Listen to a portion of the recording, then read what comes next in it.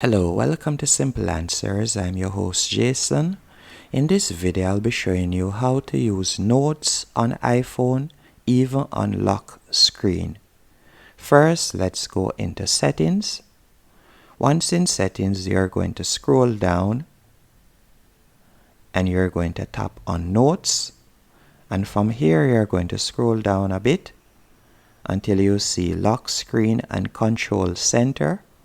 And you're going to tap on that, and from here you can select whether you want to, whenever your screen is locked and you access notes, you want it to create a new note or you'd like to resume the last note. I would recommend tapping on always create new note, and after you have done that, now whenever your phone screen is closed, whenever you have locked your phone, you can simply pull down on your control panel and you can type up a new note. Hope you found this video helpful and informative on how to access notes on lock screen.